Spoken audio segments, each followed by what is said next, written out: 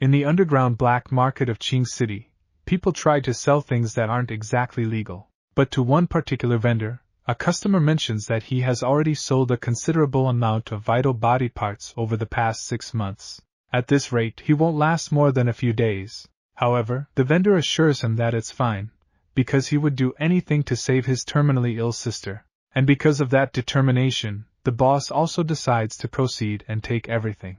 After the surgery, the man can barely walk. But once he makes sure no one is following him, he immediately begins his regeneration. He now has 30,000 yuan left, the money he originally had. He believes that should be enough to pay for the class change ceremony. There is no sick sister or dying mother. People should stop believing in those fabricated lies. His name is Yi Ling, and he's a transmigrator, an ordinary orphan who in this world has no sick sister. Even so, it was extremely difficult for him to survive here, until he discovered his special power. No matter how damaged his body is, he can fully recover in a matter of minutes, and lost organs or limbs grow back. He used his regenerative power to sell parts of his own body and save up 100,000 yuan, just to pay for the expensive class change ceremony. Because only with that ceremony and by activating his ability can he become stronger.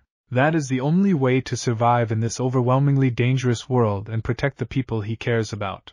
And today is the day of the ceremony. Everyone comments that Yi Ling comes from a very poor family. So why is he participating in the class change ceremony? He goes directly to Professor Wang and informs her that, if he wanted to attend, he had no other choice but to take out a special class change loan. But again, others warn him that if he gets a useless class, he'll spend the rest of his life working just to repay that loan. But since the loan has already been taken, the professor decides to let it slide and tells Yi Ling to hurry in, as the ceremony is about to begin. Many people are present. When considering Gao Deyu from Class 5, it's also mentioned that his family isn't wealthy, and that's why they're worried after having spent so much money on the fees, which broke their hearts. If a poor kid like him gets a life skill class, then everything will have been in vain. As soon as Gao Deyu steps onto the stage, the principal tells him to place his hand on the platform and relax. As soon as he does, he receives a Class A bird breeder class,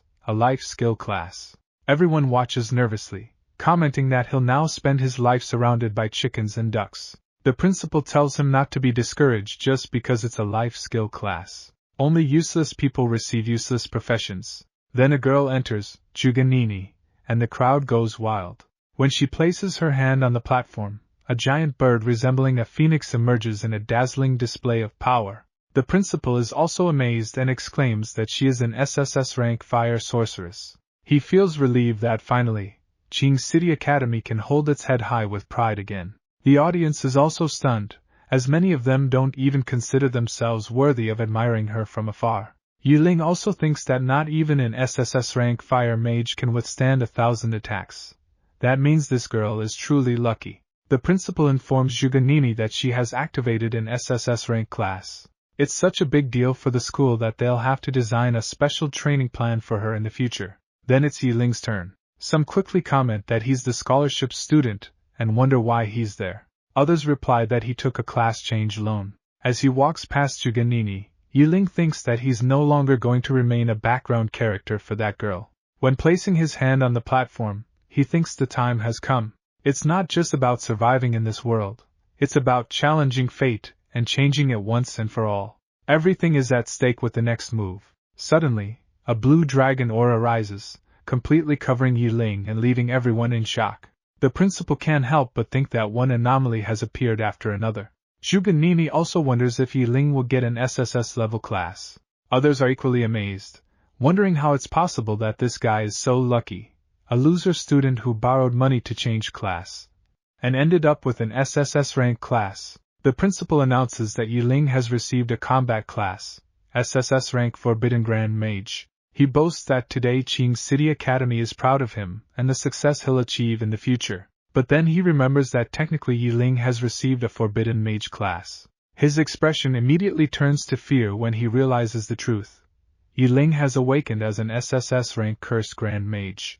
Everyone bursts into laughter, losing control upon hearing the revelation. Everyone knows the stories. No Forbidden Mage has lived past 25 years old. It's a class that consumes the user's life force to cast spells. Due to their short life expectancy, forbidden mages are considered a trash class. Yiling took out a loan to change class, and now he's going to die young. They find it too tragic to bear, and just keep laughing at his colossal bad luck. Everyone thinks Yiling is finished. Many already believe that a poor student like him should never have tried to change class. Even Juganini, while walking away, thinks it's a shame. Yiling, of course, hears all the laughter and ridicule from the crowd.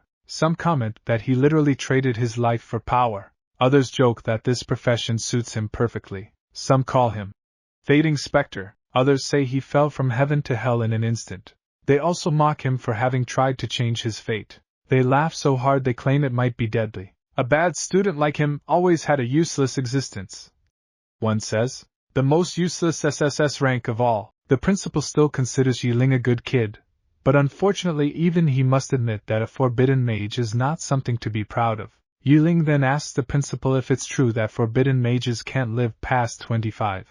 The principal tries to comfort him by saying, don't be so pessimistic. As the saying goes, it all depends on the individual. It's better to shine brightly for a short while than live a life of mediocrity. Yiling thanks him for his encouraging words and replies that, even if he only lives to 25, he'll shine brightly and bring glory to the academy. The principal asks him to come along so they can begin preparing a special training program for him and Juganini. Yiling thanks him again, but in his mind, he's the one laughing. After all, forbidden mages may have short lives, but that has nothing to do with his immortal body. The day has been very exhausting for Yiling, so he decides to return home as soon as possible and get some good rest. But just then, Juganini approaches him and asks him to join her team, especially because the more a forbidden mage fights, the faster they die. She makes it clear she means no offense. She just wants to prevent him from dying too soon, since they're classmates. Yiling appreciates her concern, but for now, he simply declines the offer. As Juganini walks away, she comments that it's a waste of good advice on a stubborn ghost, and tells Yiling to do whatever he wants. Yiling is speechless. There's nothing he can do about it. However, he finds the whole episode rather strange. Then, a group of thugs blocks his path. They immediately recognize him as Yiling, the holder of the SSS level job. All the students know that Juganini belongs to the G family, so they don't like the idea of someone like Yiling, who became famous just for obtaining the forbidden mage class, getting close to her. Yiling starts thinking about how troublesome women can be. He never imagined Juganini would cause so many problems with just 2 sentences. He tells the thugs that he just wants to go home, nothing more. But they mock and laugh, saying his home is barely a 10-square-meter shack. One of them insists that now that Yiling has an SSS job, he should call him Dad, and promises to get him a security job at the G group later on. They laugh nonstop, joking that if he gets that job, he should start bowing to Lingyu from the G family. Another mocks that Yiling can start tomorrow and that, once he earns some money, he could even buy incense for his dead relatives from the orphanage. They all laugh uncontrollably, mocking that an orphan has a family. Then they order him to kneel immediately, and one says that surely his family wasn't good enough, that's why they're all dead. Unaware of the impact their words are causing, they continue insulting him while Yiling is filled with rage. He wishes he could burn everything to ashes. He opens his eyes in fury, raises his hand and tells them, "You brought this on yourselves." The others are immediately frightened. They never imagined Yiling would actually cast a forbidden spell. That would be suicide. But he doesn't care. He can't stand people speaking ill of his deceased family. They leap back as he casts the spell. They're terrified and scream that Yiling has lost his mind. Why the hell would he use a forbidden spell? Yiling shouts at them to come back, to say it again, that he wants to do it again. But they all run away. To them, Yiling clearly went insane. He no longer cares about his life and no one wants anything to do with someone like that. Even Yiling didn't think they'd be so pathetic. A single spell and they ran like cowards. However, just using one of those spells has caused significant damage to his body. He can feel it.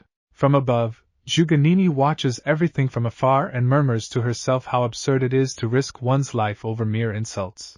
A guy like that, even with an SSS job, will never survive. She now thinks Yiling isn't even worthy of being by her side.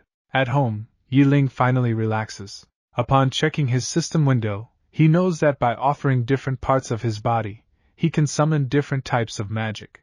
For example, by offering the bladder he can summon water and lightning, and by offering his heart he can call forth the purple lightning that steals life. If he wanted to summon the final chaos divine lightning, he'd basically be signing his own death sentence. Suddenly his head starts hurting, a side effect of his body's regeneration malfunctioning. Exhausted, Yi Ling collapses and falls asleep. Meanwhile, Ling Yu is planning revenge with someone. She wants to destroy Yi Ling and orders that he be followed. But the person in front of Ling Yu reminds her of her father's teachings.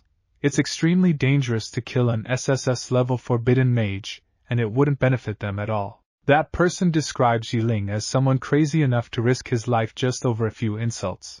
Besides, he's a pitiful guy, whereas the Ji family has more than enough resources. He advises Ling Yu to learn how to use her greatest strength, wealth and influence, to attack her enemies' weak spots.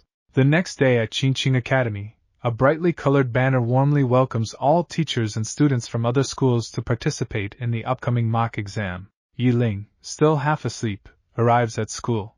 Others notice him immediately, especially since rumors have spread that he became a forbidden mage, and even taught Ling Yu from the Ji family a lesson. Suddenly, someone shouts his name. He wishes him good morning at the top of his lungs and offers him breakfast, claiming it's out of kindness since Yi Ling probably hasn't eaten. Yi Ling immediately suspects that Ling Yu is trying to poison him, since she couldn't beat him the day before. But Ling Yu assures him she would never do that she brought breakfast to thank him. Yi Ling can't understand what Ling Yu would have to thank him for. Then Ling Yu tells him that his arrival was like a lightning bolt that woke her up, that she realized she'd been living in a fog. Yi Ling, still suspicious, tells her to stop talking nonsense. What does she really want? Then Ling Yu kneels and says she wants to acknowledge him as her older brother. Yi Ling, in shock, asks her if she got hit too hard yesterday or what, but Ling Yu assures him she's completely serious. Once Yi Ling beat him up, Ling Yu thought about it for a long time and concluded that,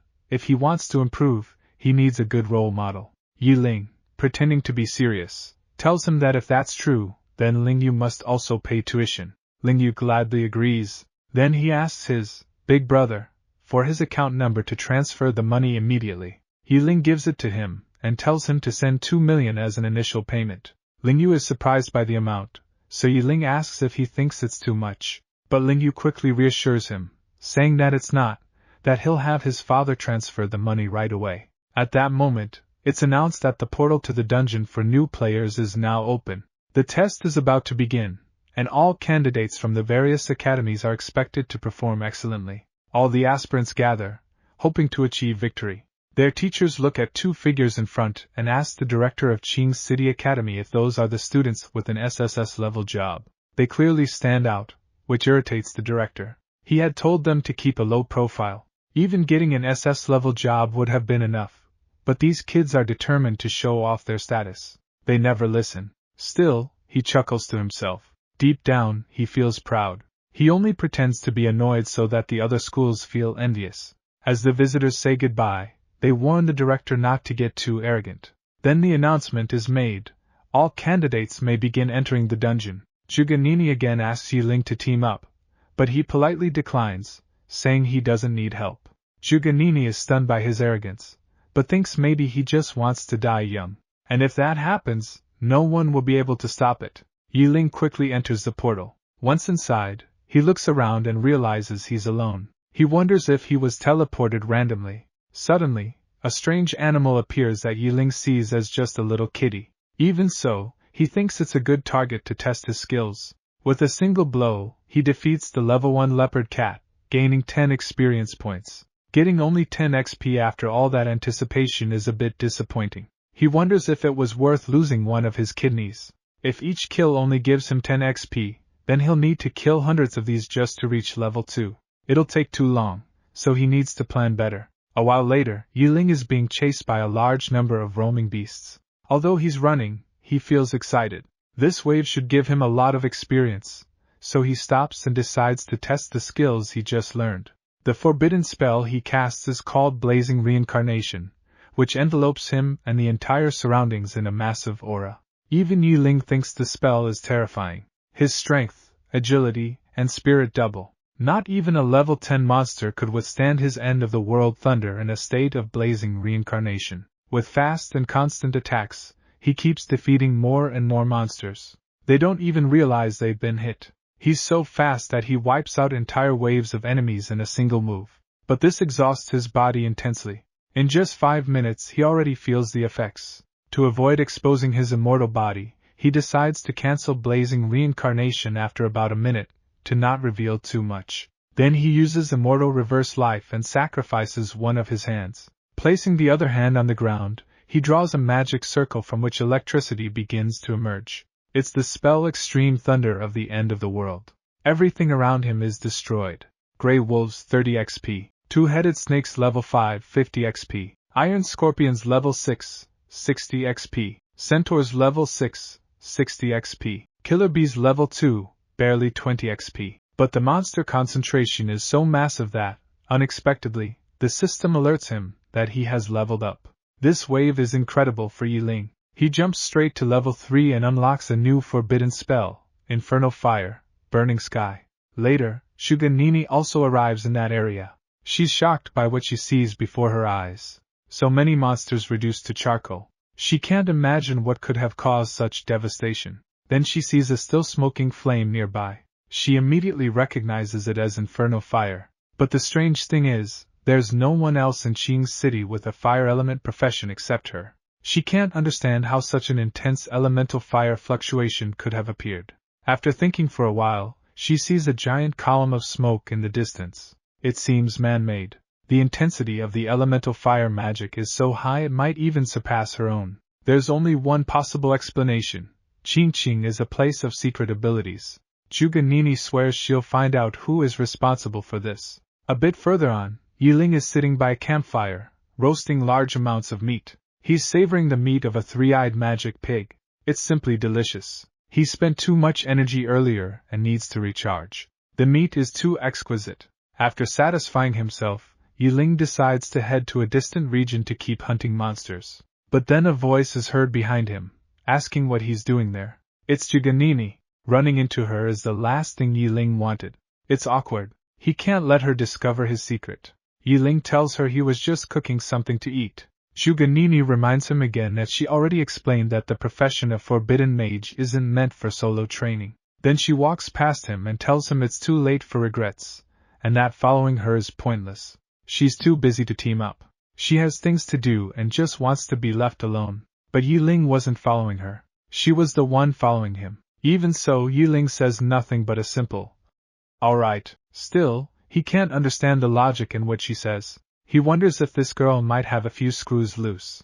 Then Juganini stops and tells him she has to ask a question. She wants to know if someone else has passed through there. She also mentions that this individual is very powerful, wields elemental fire magic, and is probably the one using infernal fire. Yiling quickly pretends he knows nothing, acting like he's never heard of infernal fire. However, he says he did see someone, a very attractive man, heading in a specific direction. He even points in that direction. He does this simply because he can't let that annoying woman stay glued to him.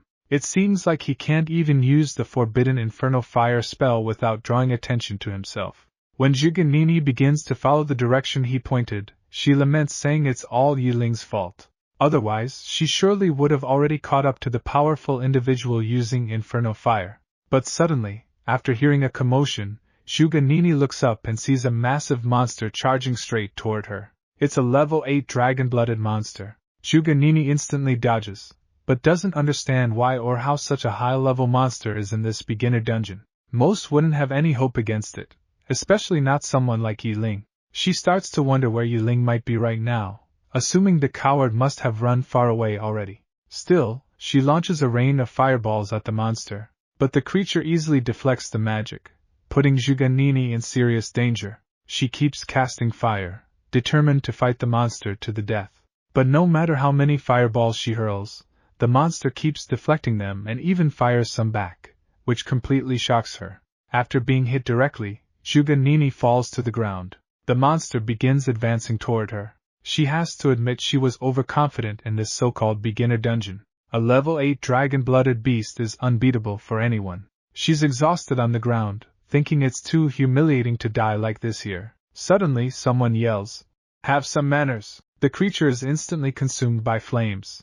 Juganini recognizes it, it's Infernal Fire, and she watches in amazement as the spell obliterates the level 8 dragon-blooded beast in a split second. She quickly looks at the face of the one who just saved her. She doesn't recognize him, so she simply thanks him and asks his name. We already know it's Yi Ling, but he's disguised to hide his identity. He tells her his name is Ling Yi. It's a bit confusing, but maybe he just wants her to think he's someone else. Same name, but reversed. Upon hearing the name, Zhuge Nini immediately asks which school he's from, because he saved her, and she really wants to thank him. But Yi Ling doesn't want thanks from this foolish woman, so he just tells her it's not necessary, that he was just passing by.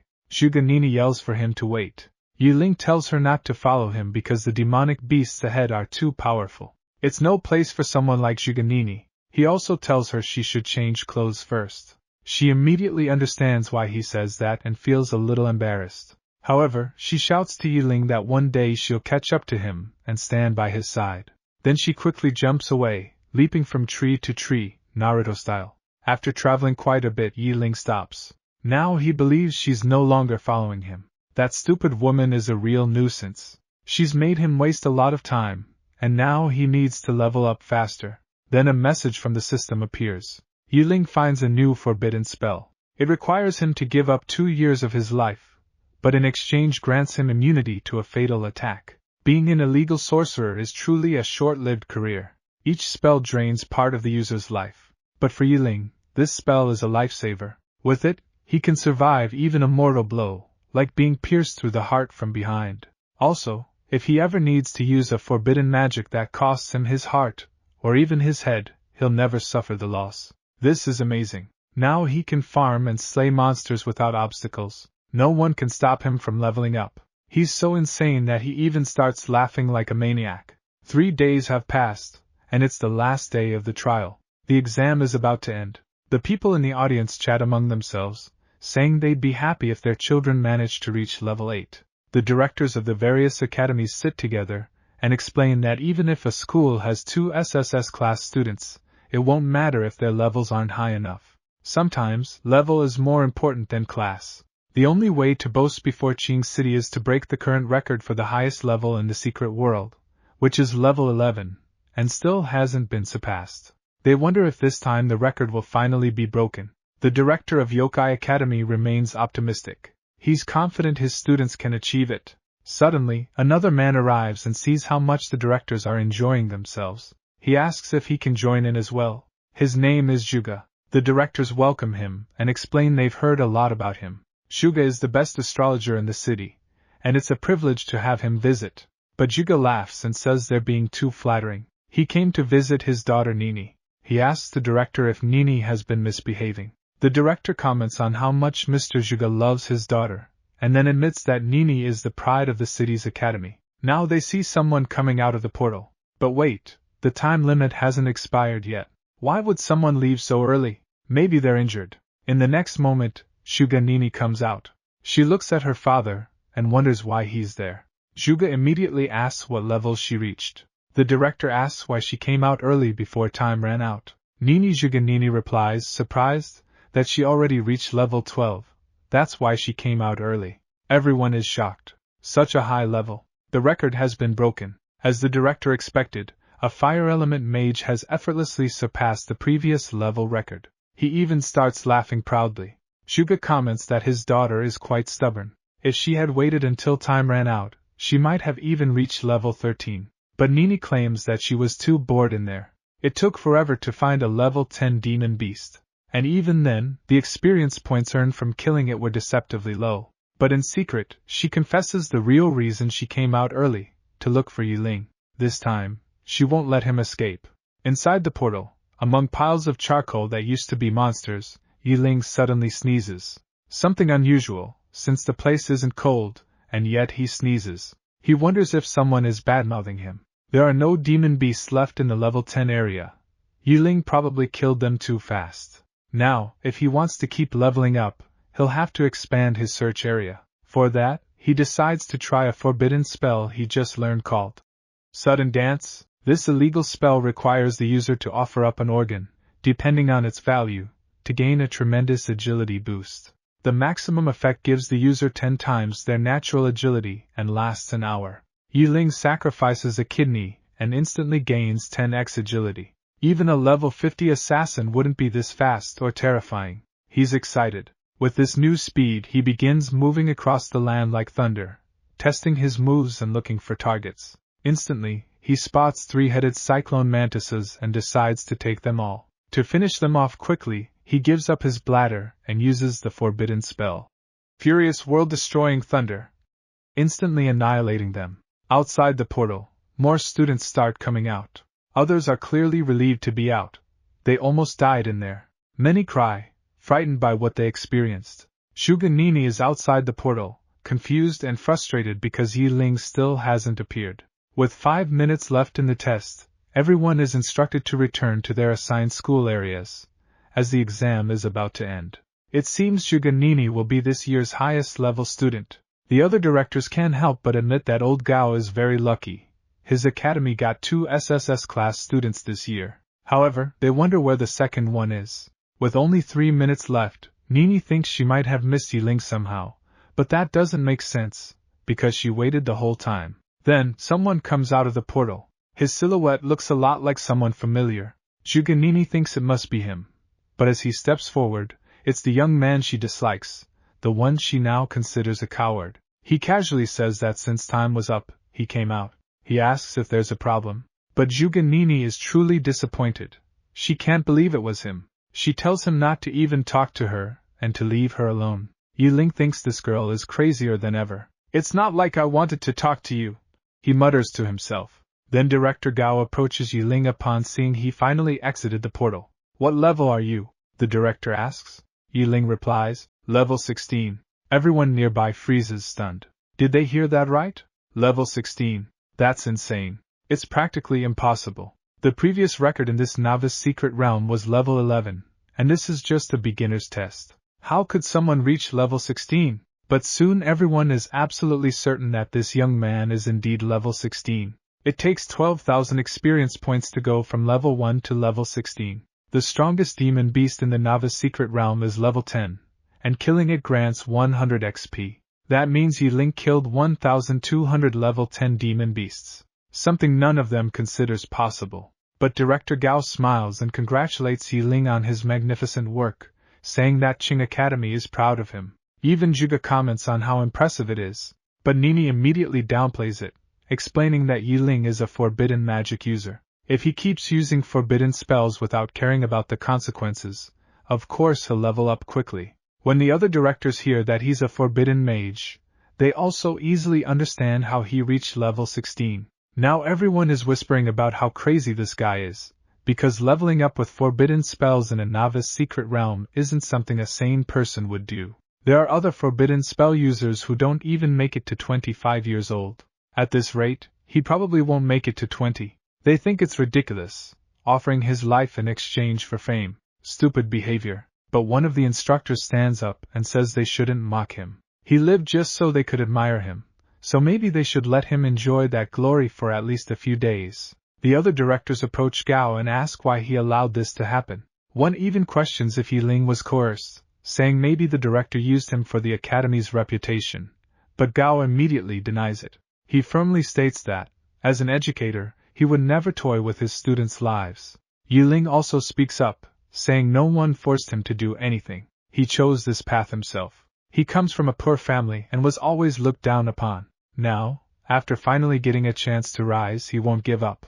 Even if he burns out at his peak, he won't regret it. He wants the whole country to know he can do it. Zhuge applauds and celebrates Yiling's words, saying they prove he has real ambition. No matter what anyone says, Yiling is the highest level student in this novice secret realm. Without a doubt, he's number 1. Zhuge hands him his card and explains that he's Zhuge Nini's father, and that if Yiling ever needs help, he can count on him. But Zhuge Nini is not happy with this. She explains that no one will say Yiling is number 1 until another young man named Ling Yi appears. His level will not be lower than Yiling's. This piques Zhuge's interest. He asks who this Ling Yi is, but Director Gao replies that he doesn't know anyone by that name. He's curious whether that individual is from another academy. Representatives from the other academy also say they have no idea if someone by that name exists. However, Nini remains convinced that Ling Yi is an exceptional genius. When he appears, everything will become clear. Meanwhile, Yiling can't understand how this crazy woman keeps causing more and more headaches. Because even after waiting so long, that individual doesn't show up. He is Ling Yi. Yiling simply says goodbye to everyone, explaining that he's going home now. Shuga wishes him a safe trip, and Director Gao tells him to get some rest. The official test is only 3 days away, something Yiling already knows. Soon time runs out and the test officially ends. Shuga Nini looks at the portal and wonders, where could Ling Yi have gone? She thinks maybe he slipped away while she was distracted talking with Yiling. Once again, she blames Yiling for everything. Shuga tries to comfort his daughter, but Nini insists that he must trust her, that Ling Yi is truly a genius, someone who even saved her. Shuga tells her that he does trust her, and knows she must have left the test early to wait for him. If that's the case, it's certainly strange. He proposes an alternative.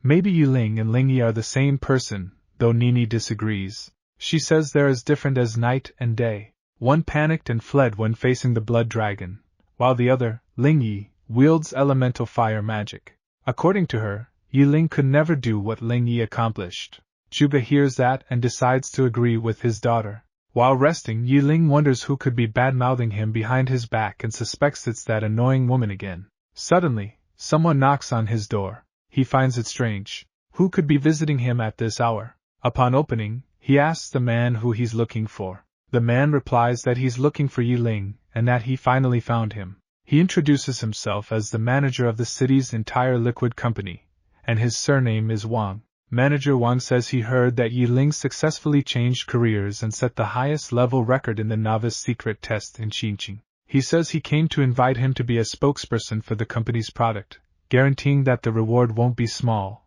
at least a 3-digit figure. Then he explains the amount is actually 3 million. The number shocks Yiling. He looks at the product, a liquid that supposedly feeds the brain and stimulates cell growth. It's said that consuming it makes you a few years younger.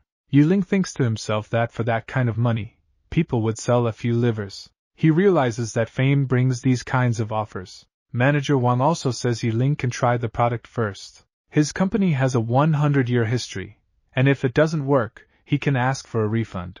Yiling takes it, says it tastes good, then says he feels dizzy and collapses. Manager Wang quickly calls his boss and reports that the job is done. He says Yiling turned out to be a total fool and that he didn't even need to activate the backup plan.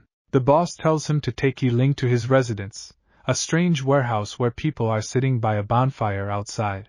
Manager Wang reports that he already dropped Yiling off with the boss. Confused, he asks why they're going to such lengths just to capture a student. The boss advises him to stop questioning things he shouldn't and to stay alert at the entrance. He also says no one is allowed in without his permission and that disobedient people must be dealt with on the spot. Manager Wang nods and leaves.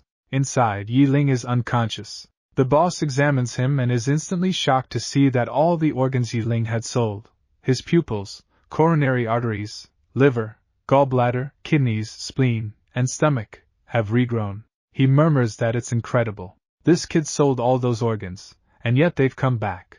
With this discovery, he thinks he might uncover the secret to organ regeneration. Laughing like a maniac, he believes that with that secret, he could become incredibly influential and rich, so powerful that even the world's elite would bow before him. But suddenly he stops. Yiling wakes up already sitting calmly in a chair. This shocks the boss. He thinks that not even an elephant would wake up in 6 hours after taking that drug.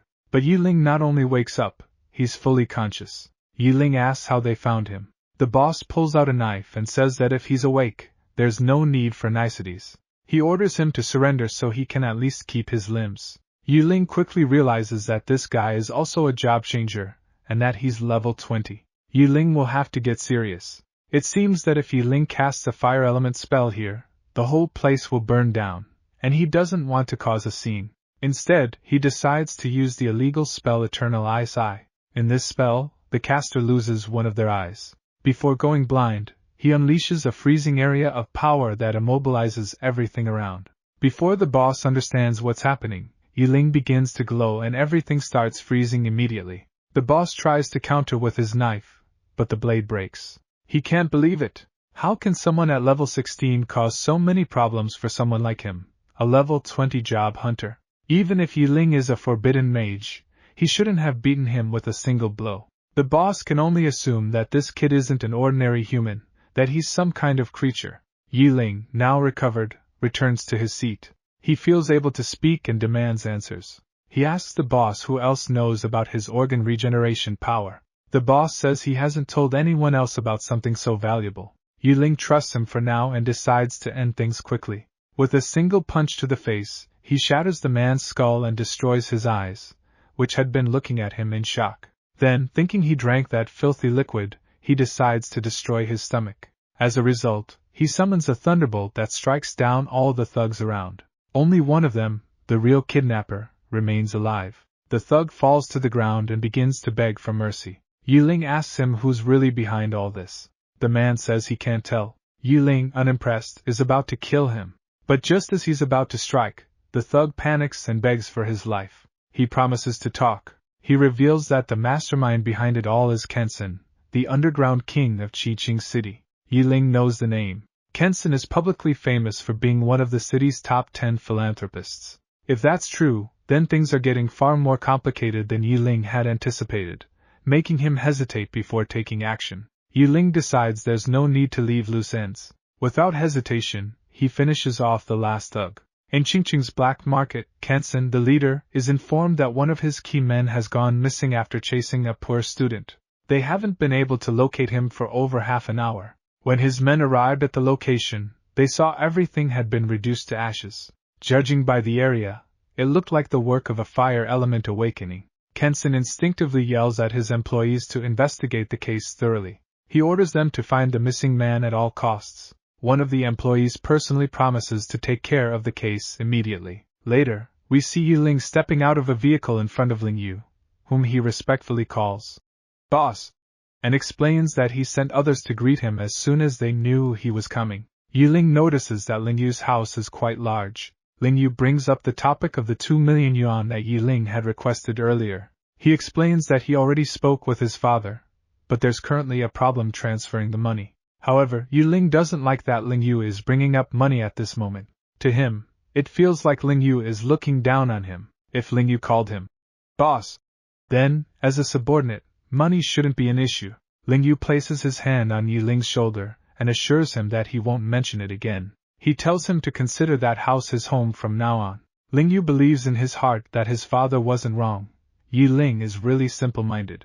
At the same time, Yiling calculates in his head that as long as he stays hidden inside the G property, he doesn't believe Kensen will dare send someone to capture him. As they walk through the property, a group of maids appears to greet them. Yiling is shocked by the display of luxury, but as he notices the opulence around him, he finally understands why everyone wants to be rich, because the lives of the wealthy are truly different. Lingyu asks which of the maids he likes best and says he'll send her to his room at night. Hearing this, Yiling decides not to hold back. Some of the maids even take the initiative, clearly eager to help Yiling. Lingyu tells a few of them to help Yiling change clothes, but Yiling responds that it's not necessary, that he was just joking. Lingyu smiles and advises his boss not to be modest. He explains that he wants Yiling to change because they're going somewhere important. Yiling asks what kind of important place, but Lingyu says he'll find out when they get there.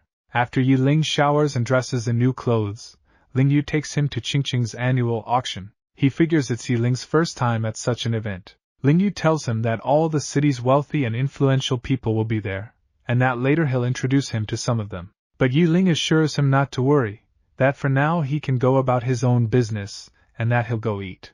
From Lingyu's perspective, that's ridiculous. He thinks the poor will always be poor. He reminds himself that Yiling clearly seems like someone who's never stepped outside his home. But Yiling is hungry. He worked all night and after having given up his stomach, he's more than entitled to want to eat. As Yiling eats, a voice calls out asking why he's there. It's Shuganini again, but this time she's accompanied by her friend Lu Yanwei, who asks who Yiling is. Yiling looks away, pretending not to know them. He silently wonders why he keeps running into that stupid woman everywhere he goes. Shuganini asks Lu Yanwei if she remembers the events that happened in the secret realm. Lu Yanwei says she remembers Zhuganini telling her that she found a fire element genius in that place, and wonders if Yiling could be that person. Zhuganini immediately denies it, and tells Liu Yanwei that person is not him, that he's the one who abandoned her and ran away, leaving her vulnerable. She tells her friend that running into him here is bad luck and that they should go somewhere else. Yiling hears every word and smiles to himself. He wonders what that stupid woman would do if she found out that he's actually Ling Yi. Then, out of nowhere, a group of people appears with Ling Yu, who introduces them all to his boss, Yi Ling. The others are completely stunned to see that Ling Yu, whom they accept as a leader, is calling Yi Ling his boss. In turn, Ling Yu tells them to shut up. He insists that ordinary people are obviously not qualified to be his boss. Then he asks them if any of them knows what level their boss is now. When they go to check Yi Ling's stats, they're instantly shocked.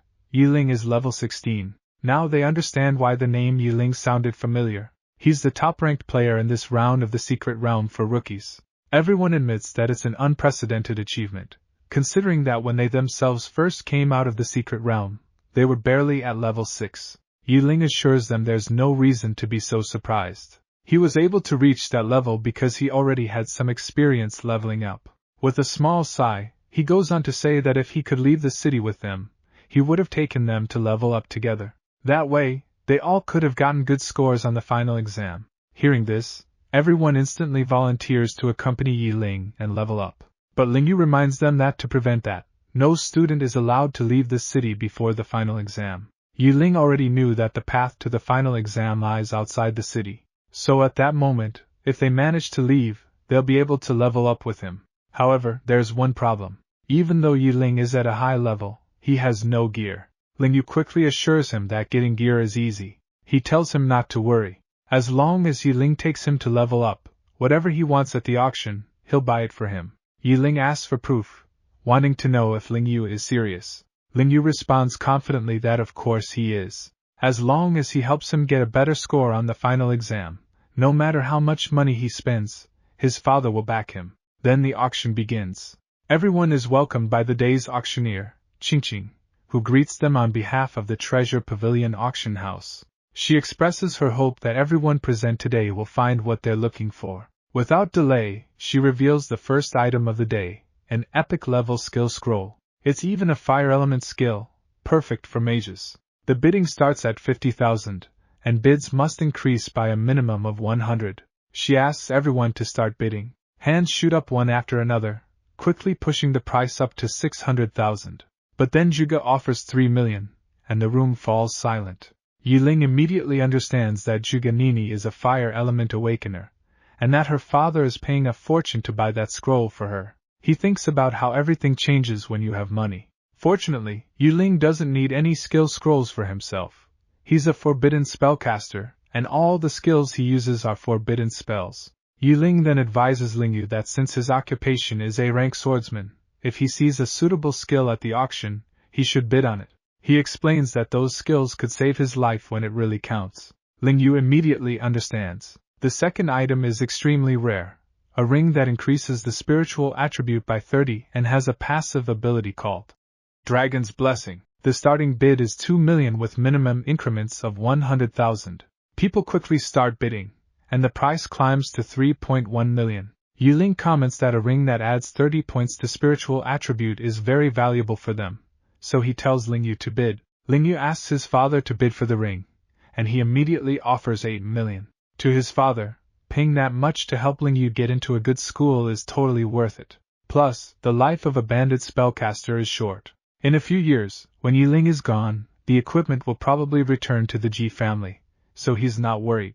But suddenly, another individual steps in and offers 10 million. This new bidder is Kensen, who immediately greets President Ji and asks how he's doing. Ji is puzzled and wonders why the Underground King is at this event. Yi Ling also notices Kensen but keeps his head down. He can't risk being discovered. Kensen then orders Ji to tell him why his man was taken down. Ji is stunned by the accusation, not knowing why he's being blamed. Still, he wants to prove that the group isn't something to be taken lightly, so he raises the bid to 12 million. Kensen smiles and accepts the challenge, saying he wants to see who reaches the finish line first. Then he quietly asks his staff if they verified whether the car seen near the warehouse really belonged to the group. The employee confirms without a doubt that it did, and that the car returned to the Ji family villa that night. This confirmation enrages Kensen. He vows to destroy the Ji faction but warns his men that when he does, they shouldn't blame him for being cruel. Later, when the Dragon Emperor ring is delivered to Yiling, Ji asks him if he really likes the ring. Yiling replies that he does and thanks him, calling him Uncle Ji. Lingyu then asks who that man was. Ji informs him that it was Kensen, the underground king. He's always wanted to clean up his reputation and become a respected businessman, but now he's trying to interfere in the Ji group's affairs. Yiling jumps in saying that the group is a big company and will naturally attract unwanted visitors. He recommends being more cautious in the future. Ji agrees. Once Yiling puts on the ring, he can feel its effects instantly. The Dragon Emperor ring adds 30 points to the spiritual attribute and can be upgraded. Its passive skill, Dragon's Blessing, grants the wearer dragon power that adds 10 luck points. Yiling is especially interested in the luck bonus. He reassures Uncle Ji. Even if he has to carry Lingyu, he'll make sure Lingyu gets into a prestigious school. Uncle Ji simply smiles and says there's no need to be so formal. To him, Lingyu and Yiling are like brothers, and if they need more equipment, they just have to let him know. Lingyu, a bit tired, thanks his boss later. He tells Yiling that thanks to him, his father was able to spend so much on gear. Then he asks what kind of gear he'd prefer. He can choose whatever he wants. Several options are mentioned. The Azure Thunder ring adds 15 points to the spiritual attribute, can be enchanted, and enhances lightning skills by 20%. The Melted Moon necklace gives 200 spirit power. The dual Yin-Yang bracelets increase spiritual attribute by 40. Worn together, they have a double effect that boosts healing ability. Yiling examines the gear and thinks this place isn't bad at all. A ring to boost lightning damage, a necklace to enhance spirit power, and a pair of bracelets to improve healing. He wants all the gear, especially the bracelets. Even if others discover the secret of his body, this item will give him a way to divert suspicion and clear things up. The sword is also incredibly powerful. He'll be able to use it with his level 10 nullifier spell. The Falling Starlight Fracture increases his strength by 300, and during Starlight, it gives a stacking strength bonus that can reach 100. Yiling is totally fascinated by the sword. He tells Lingyu that with that sword, they'll be unbeatable in the upcoming exams. The nullifier spell combined with Yiling's chauffeur technique form a deadly combo. Every time the nullifier strikes with the sword, it drains 1 year of the player's life, while the sword's damage doubles. This effect can stack up to 99 times.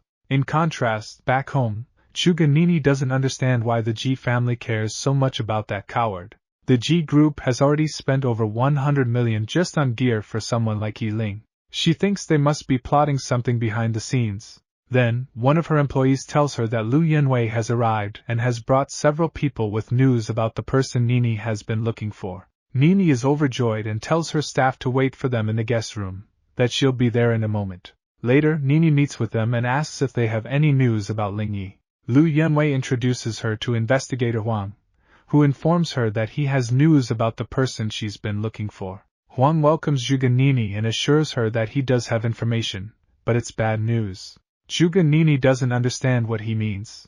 Huang explains that a farm in the city was burned down, and many people died in the fire. They found evidence of a fire attack at the scene, and their investigation pointed to that same Ling Yi she's been looking for. He informs her that the investigation bureau would appreciate her help on the case. Zhuge Nini, clearly shaken, refuses to accept it. She insists there's no way Ling Yi could be a murderer.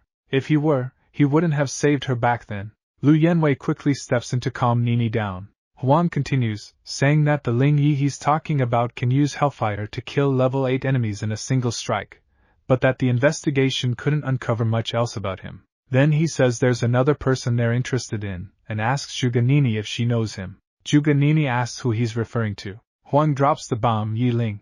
According to their findings, it's very likely that Yiling is actually Ling Yi. This shocks Zhuge Nini. She can't believe Huang is serious. She insists Yiling is just a coward, someone afraid of dying. That guy ran away from her when they were in danger. There's no chance he's Ling Yi, and he definitely doesn't have the ability to use Hellfire. But Huang, with a serious face, asks if she's sure. Without her knowing, he's using a lie detector. Nini responds that she knows she's the only one who has seen Ling Yi in person, and that there's no way that coward Yiling could be him. Huang silently concludes that no one can lie in front of a polygraph expert like him. It seems the killer is not Yiling. He thanks Zhuge Nini for her help and assures her he won't bother her again. But if she gets any new information, he asks her to call him immediately. Zhuge Nini understands and promises she will. Under the starlight, Yiling tells Lingyu to hurry and try out the gear. However, he wonders where Lingyu is taking him. He replies that this is the place he mentioned where Yiling can test everything. At the door, they're greeted by a receptionist who asks if they want to do live training that night. Lingyu confirms that yes, his boss wants to try out his new gear. The receptionist asks for their levels. When Yiling says he's level 16, she nods and says she'll prepare a training room suitable for levels 20 and under. She informs them it costs 100,000 yuan per hour, but Yiling asks for a room for up to level 40. The receptionist hesitates a moment, but then understands and quickly agrees. She says she'll arrange it right away. In a training room with level 40 dummies, Yiling unsheathes his sword. Since there are no cameras, he can do whatever he wants. First, he tries using his life sword's power and the cursed spell. Burning Reincarnation. With a single strike, he sweeps through thousands of dummies. Then he uses the cursed spell again with the life sword and takes down even more. Yiling is satisfied with what he's done so far. He decides to try out other cursed spells later. Outside the room, loud crashing noises are heard. Hearing the commotion, Lingyu tells the receptionist that, with exams coming up, his boss gets a bit wild during training. The receptionist simply replies that if he trains like that, he'll surely get good grades. Yiling appears a moment later, somewhat fatigued. He asks if he'll have to pay for anything broken in the room. The receptionist thinks he's joking. She replies that if a level 16 trainee can cause that kind of destruction in a level 40 room, then the room's quality isn't good, so they don't deserve to ask for compensation. Yiling smiles and tells Lingyu to come with him, but when the receptionist enters the room and sees the devastation, she screams in terror. Later, at the Ji family residence, the guards outside are suddenly attacked. Inside, Ji wonders what's going on. Then, one of his men bursts in and shouts for him to run, but is brutally taken down by Kensen. Ji pulls out a weapon, but before he can shoot, Kensen quickly disarms him. Standing over Ji's face, Kensen mocks him, saying it's foolish to use a gun against an awakened. Another of his men arrives and says they didn't find the targets. Kensen deduces that Ji must have helped Yiling and Lingyu escape. For now, he orders his soldiers to take Ji away, promising to let him live a little longer. Meanwhile, Yiling and Lingyu arrive at the house. Lingyu is confused. Not a single light is on. He wonders if there's a blackout, but Yiling suddenly smells blood. Horrified, he rushes forward and inside the house they find bodies scattered across the floor. Lingyu is scared. He thinks they arrived at the wrong house. It can't be his. Yiling orders him to stay alert.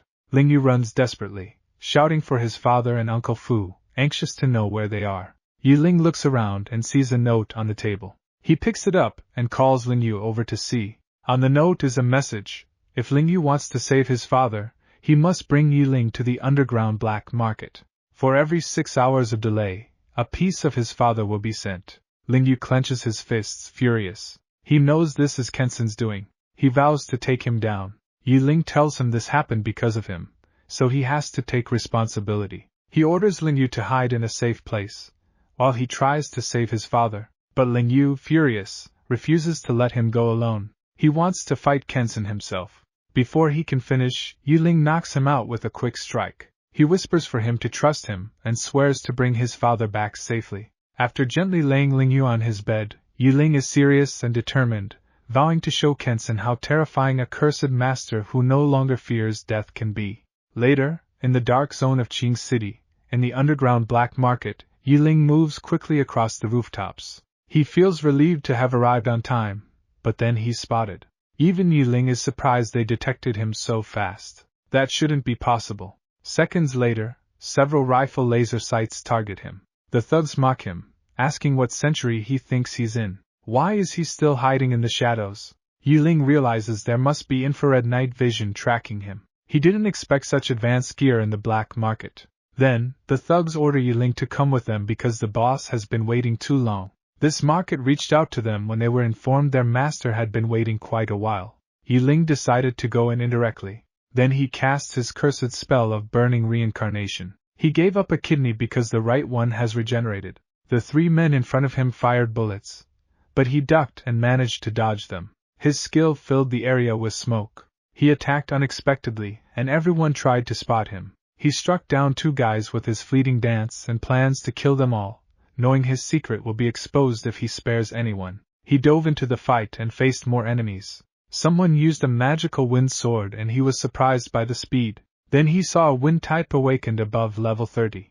There were 2 men with swords in front of him. "Little bastard, you came alone? Aren't you afraid of dying?" declared the long-haired one. His friend laughed and said they had to capture Yiling alive. Yiling confidently replied they weren't lucky, since he had a sword. He activated a trail of falling starlight with a cursed vital sword spell and said, "Come on, let's see how many times I can stab you." The short-haired man responded with his magical wind dragon pistol, but Yiling dodged it using the first sword technique. The long-haired man stepped in with a wind blade attack.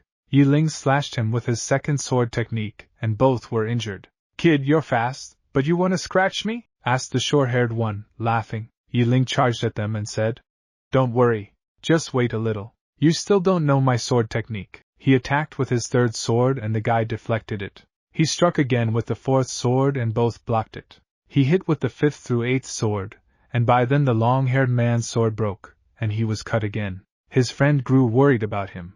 By contrast, Yiling was amazed at how fierce the 8th sword was. Yiling stood in front of the short-haired one, who was now scared of him, not knowing what sword technique he was using. Yiling assured him he didn't need to know and then finished him off without hesitation. "You're not human, you're a demon!" the long-haired one screamed. Yiling also killed him with hellfire, and with everyone dead, he thought about going in to look for Kensen. He walked in announcing that no one would leave alive that night in that warehouse. He kicked down the door and attacked the men inside with hellfire. They cried for help, but of course, Yiling wasn't going to let them live. As he climbed the stairs, he killed everyone he found. One guy ran and he got irritated that he had to face him using his sword technique. He was surprised when someone blocked his path. That guy was massive and wielded an axe. "This is the #1 fighter in the black market." Jai Shiochi, a level 42 awakened. "Kid, what's your secret?" asked Jai. "You haven't gone down despite the injuries," he added. Yiling focused on the axe, believing it weighed hundreds of kilos. "Drop the axe first and I'll explain," he said. Jai didn't allow it. He attacked Yiling, saying he'd kill him and slowly analyze his secret. The moment he launched the attack, it caused a massive impact. But Yiling was still alive. Yiling uses his cursed spell of burning reincarnation and his fleeting dance. Jai laughed upon realizing Yiling was a curse master, and wondered how long he could survive by burning his life for combat power. They exchanged attacks, blocks, deflections, and dodges until Yiling's weapon ran out of energy. Alright guys, that's it for today's video. I hope you enjoyed it, and don't forget to like and share. Remember, if you want the next part, just comment, "next part." With that said, I'll see you in the next video.